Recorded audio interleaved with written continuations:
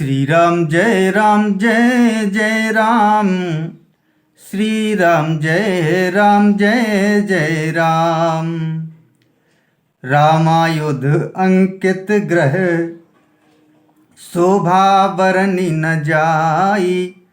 नव तुलसी का वृंद तहाँ देखी हरस कपिराई। वह महल श्री राम जी के आयुध धनुष बाण के चिन्हों से अंकित था।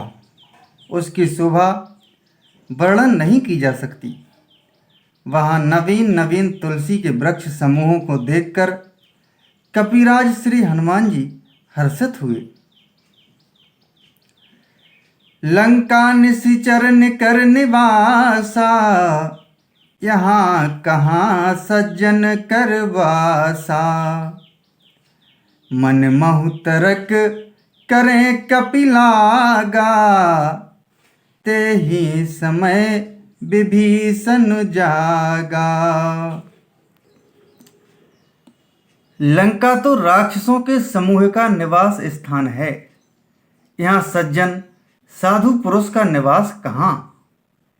हनुमान जी मन में इस प्रकार तर्क करने लगे। उसी समय विभीषण जी जागे। राम राम तेहि सुमिरन कीन्हा, हृदय हरस कपि सज्जन चीन्हा। एहि सन हठि करिहउँ पहिचानी, साधु ते होई न कारज हानि। उन्होंने विभीषण ने राम नाम का स्मरण उच्चारण किया। हनुमान जी ने उन्हें सज्जन जाना और हृदय में हर्षित हुए।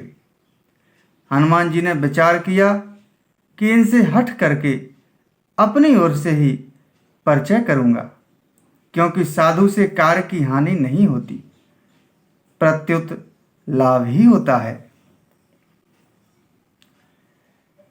विप्र रूप धरि बचन सुनाए, सुनत विभीषण उठि तहाँ आए। करि प्रणाम पूछी कुशलाई, विप्र कहु निज कथा बुझाई। ब्राह्मण का रूप धरकर हनुमान जी ने उन्हें वचन सुनाए, पुकारा।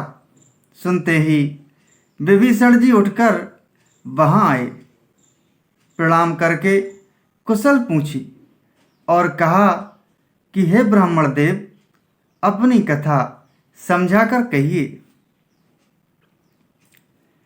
कि तुम हरिदासन मह कोई, मोरे हृदय प्रीति अति होई।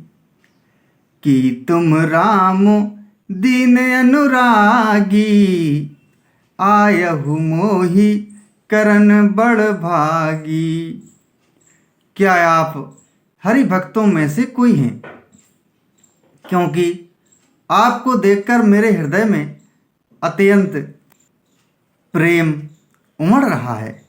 अथवा क्या आप दीनों से प्रेम करने वाले स्वयं राम जी ही हैं, जो मुझे बड़भागी बनाने घर बैठे दर्शन देकर कृतार्थ करने आए हैं। तब हनुमंत कही सब राम कथा निज नाम, सुनत जुगल तन पुलक मन, मगन सुमिरी गुण ग्राम। श्री राम जय जय राम। श्री राम जय जय राम।